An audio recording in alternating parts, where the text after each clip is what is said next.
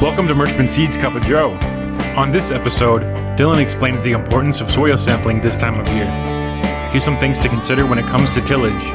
And we posted the 2023 show plot yield data on our website for you to check out. Welcome to Merchman Seeds Cup of Joe. Today we have Turk, Lynn, myself, and Dylan. And as we were getting ready to prep for this episode, we're all sitting here thinking about, a lot of harvest has happened. A lot of guys have gotten a good chunk of the acres out. There's still quite a bit of standing corn, but what's the next progression on which direction we're going and what decisions we're making for next year.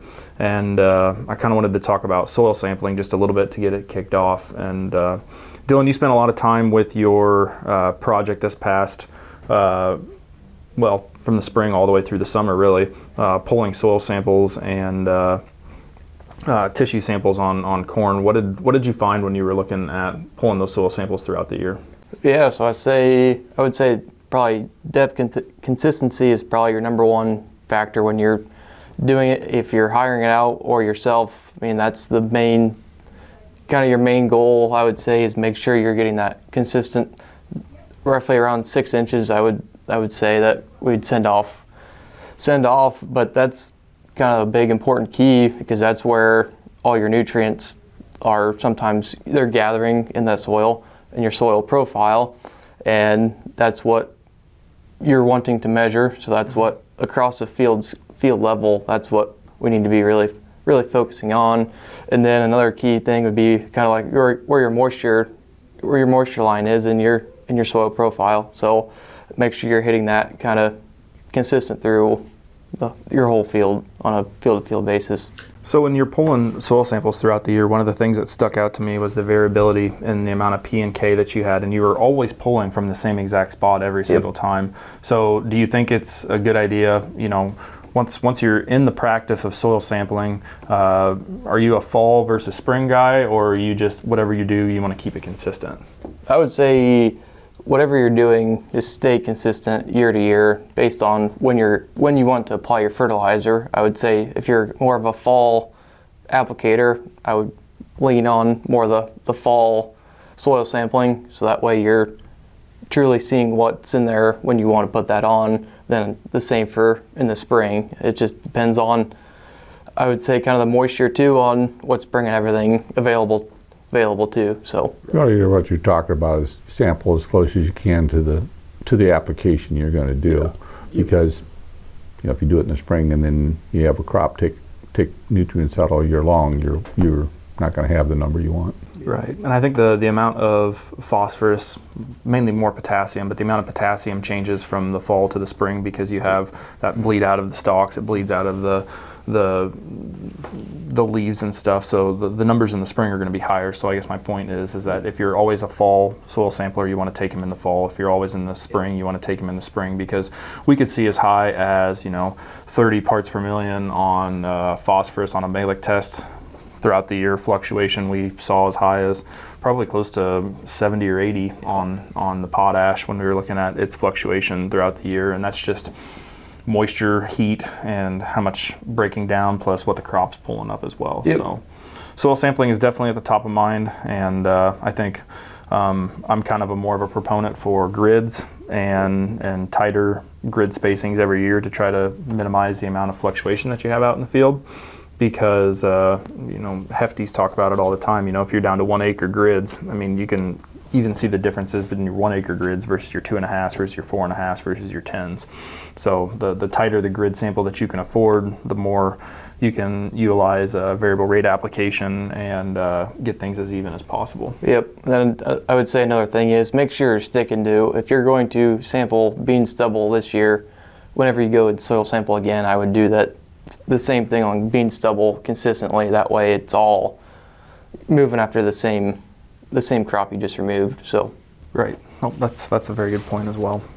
So that kind of rolls into the next thing that's going on right now is there's lots of tillage considerations, and guys are definitely getting wrapped up. Lynn, what are you seeing for tillage out there right now, and what do you like, what do you not like when you're getting stuff ready and set up? Yeah, so right now we've got past mostly the harvest stage, and like I said, we're into the tillage. So some considerations when we're looking at that. Right now there's a When you go down the road, we've got disc rippers, we got inline rippers, vertical till machines going out. Probably very soon, strip till machines will start going out. And there's just a lot of options when it comes to the fall tillage primary tools. And then, some guys will go in with a secondary tillage pass as well. But when we look at that, the biggest thing that we don't want to do, regardless of what machine we're using, is we don't want to start ourselves in a deficit coming into the next year. So I'm looking at soil moisture, numero uno right now for us. The reason being is we just got some rain, but we're also still very, very dry. So as we look for that, if you're looking to get some fracture done, I'm a little bit concerned in some areas that we're going to start creating cement slabs that are coming up rather than actually getting tillage done. And then we run into some issues when we look at that. Come spring, will our vertical till or field cultivator be able to get that broken down and give us a nice seed bed? Yes. Do we accomplish our goal of getting some fracture? Potentially, but we've put ourselves in a deficit coming into the spring. When I look at disc rippers on our acres, we use that. I think the biggest thing with those, and honestly, I should say any tillage tool, period, is to get out and evaluate how your tillage floor is looking. Get out and evaluate the evenness that you are, across the plane of your machinery. As we get into bigger machines, you've got different. Either different set of gangs on a vertical till or different wings on any machine, that you're getting a pretty consistent tillage bed when we're looking at that. Making sure that we're taking care of behind the tire tracks of our machine, so that we're not leaving any issues that come behind that. So there's a lot of stuff to physically get out, and I feel like a lot of times we neglect that portion of it. We're turning it black. We're doing what we need to do, but we're not actually evaluating what our tillage is doing for us. Especially, I would say, on like the disc rippers, we tend to leave a really wavy tillage floor, or we leave a very wavy pass across the field on our wing machines, where we're not getting enough down pressure on the outside wing. So we kind of got a little bit of a hump going across the machine, and we're just not getting a good even tillage pass from that scenario. Why is that a problem? We look at our hard pan. We have differences in our hard pan levels as we go across fields. So this year, with it being dry, like I said, I'm seeing a lot of inline ripping, which makes me a little bit excited. The move toward vertical till is really good from a vertical fracture on the top 1 to 2 inches, but sometimes we got to reach down there and we got to get that hard pan broke up and get that water infiltration happening. And what would be a deficit of those particular tools, guys that are vertical tilling are going in saying, hey, it's a little bit drier, I can get this done, and seeing some really nice fracture when it comes to that. So I'm pretty excited about that, to see that machine kind of come back locally and be put to use to break that fracture, because we are seeing, I would say in a year, last 2 years, maybe a little more instances of tomahawk roots, some beans that are maybe struggling to get rooted down because we've got either a hard pan layer at 2, 4, 6 inches, depending on what type of machine they're using. So getting in and breaking that apart, so that way we can get the water to flow, we can get the plants to grow down, and we can also get the nutrients to either come up, bring them up from layers below that, or be able to have a more complete root profile from a nutrient standpoint, instead of just packing it on in that top inch, 2 inches, or 6 to 8 inches, depending on what your tool choice is. Right, and I think this year is going to be one of those good years. It's from a very wide perspective. We had a pretty dry harvest. Yep. So tillage, going out and identifying those areas where we do have to alleviate the sins of gravity and ruts and all that Yep. good stuff. This might be the year that you don't have to do as aggressive of tillage, because you're not going out there and fixing the problems from spring or even this fall trying to get the crop out. So Exactly. it'd be a good opportunity for those guys like that do have the vertical tillage tools, that you're just sizing residue and you're getting things ready to plant for the next year. Yeah, and that's one we were just talking about beforehand with vertical till, that not to get maybe overly aggressive on your gang angle to I guess, turn stuff black. We're talking about Confrere has a great several posts and articles about having that vertical fracture rather than horizontal fractures. So, like I said, I think this is a good year to adhere to that. All you really need to do is just size up that material so that way we can get breakdown. We can help the microbiology get that stuff broken down. Maybe throw just a little bit of dirt on it so that way you don't end up in the fence row or in the grader ditch. But for those that are, I guess, new to that piece of equipment, it's not overly important with that particular tool to have black soil showing. You're really not getting the goodie out of that machine or what the original intention of it was.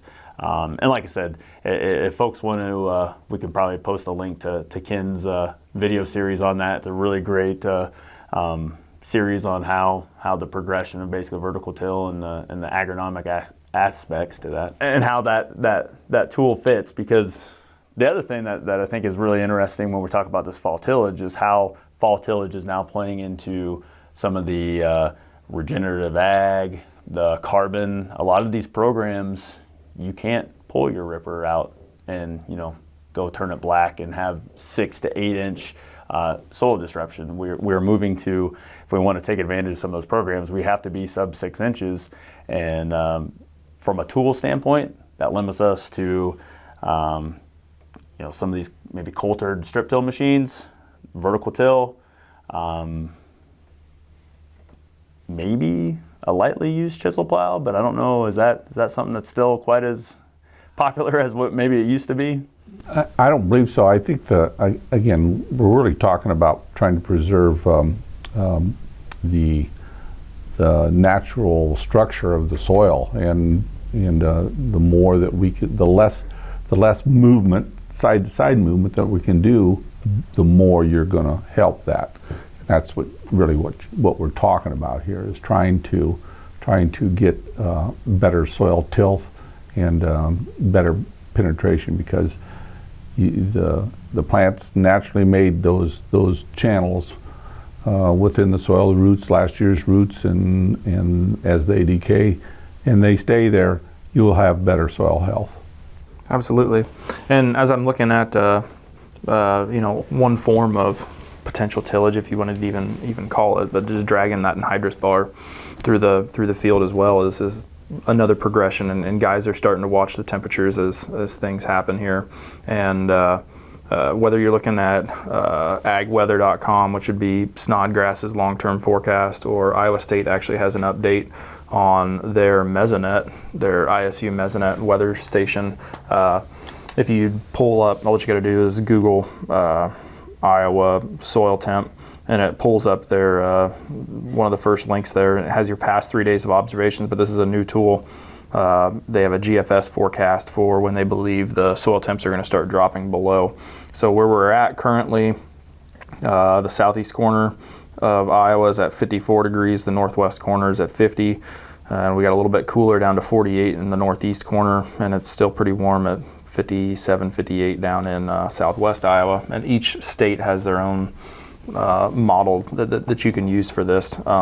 Snodgrass's is going to be wider and bigger, but I don't think it's going to get you this 2-week outlook. But they're talking, when you pull this up, it looks like a good portion of the state will be at 50 and falling by the 29th, 30th, 31st of October. So we're not quite there yet for the anhydrous season, because we want the soil temps to be 50 and dropping, so that we don't have the bacteria in the soil turning the ammonia form of nitrogen into nitrate, and then that causes it to be more leachable, and we don't want to lose any more than what we can maintain, because it's a little bit of a guessing game already. So 50 and falling is the rule for anhydrous, and it looks like we're about a week and a half, 2 weeks away from being able to rock and roll on that. Which puts us probably about like everything else we're having right now, maybe a couple weeks ahead of schedule compared to years past. I guess in your opinion, N-Serve looking to be a fruitful investment if we're a little bit earlier, or is that something that it's just a case-by-case basis still? I think it's a case-by-case basis. If you're pushing the envelope above that 50-degree mark, that's when you're going to see your highest return on investment. And who knows when the next Indian summer is going to pop back up. If we hit October, the end of October, and stuff starts to climb after that, that N-Serve is going to be well worth its money. But if you think that we are at a point, we can look at the forecast from that point on for another 2 weeks out. And if we see that we are underneath that 50 degrees and we're staying there, some guys can get away without putting N-Serve in, I think. But it's still a risk and a gamble, and most guys will pay for the insurance of the N-Serve because they don't want to take that risk. Mm-hmm. I would say if you're not proactively looking and evaluating your acre, whether that be any of the mini services that go out there and look at denitrification factors of your soil types, or even looking at it through like Pattern Ag had that on their testing. If you're not going to take that and look at that and use that, you're exactly right. That's a great cheap insurance to have that, because unfortunately here in Iowa and most places we do have that variability though. That I look at my own farm. 3/4 of it had a very, very low risk factor for denitrification, but then the other quarter was high. So how do you manage that? Well, it's either an all or nothing type endeavor when it comes to that. So, like I said, very, very good insurance on that. There is some other products that are coming down the pipeline. We've heard Corteva talk about some other things that are coming along in this bug market to help stuff move along. So very, very exciting from that standpoint, from a nitrogen stabilization and optimization standpoint. So as we're looking at anhydrous prices that are nearly half of what guys spent last year, I look to see a lot of rigs moving around the countryside here in the next couple weeks. Absolutely. We got anything else want to cover this week? And talk about what's going on in the Middle East and how that's going to affect the markets, but really what we're talking about is the risk of oil being shut off or down as we get more involvement from some of the oil producing countries, and how that's going to affect the markets. But the oil prices are moving up, and that's going to put a floor on all these fertilizer prices, I think, because basically the fertilizer prices kind of follow the oil prices, and as they go up, I think we're going to see fertilizer bottom here and turn around. So right. Hopefully it does the same thing with the corn. It puts a floor on the corn. It's doing the same thing already on commodity markets, period, in general, that people are coming to a safer place to put their money, and commodities is one place where a lot of investors think they need to go. I mean, the shorts in the bean market are virtually gone, and the shorts in the corn market are going to be getting out of their positions and going long. So, and I think that's what's happening right now, is we're getting a boost in the markets as people are reversing their positions and getting ready for the rally, which is, I think, coming. Just listening to a few talking heads across the different platforms as well, the corn and bean harvest isn't finishing as strong as they were kind of hoping for. We're getting definitely soft in that, which most guys shouldn't be shocked. It always seems like farmers in general, we always go and harvest our best fields first, and we save the worst for last. But some states that are a little bit surprising. There's pockets in North Dakota that's having really good yields, and there's pockets in Iowa that, relatively speaking, compared to their APH, are struggling. So I think there's just a lot of variability in the marketplace right now that would either make a guy a lot of money or could lose a guy a lot of money. We'll see how that turns out. Like I said, the farmers are all gamblers. When they put it in the bin, they're gambling, and they're betting on it to come. And so there are ways to protect yourself by, even if you have that in the bin, to protect yourself from the downside. So. And that is, wait for me to sell, and the rally will come right after. You let me know, and we'll let our listeners know. Yep, I'll pass that along.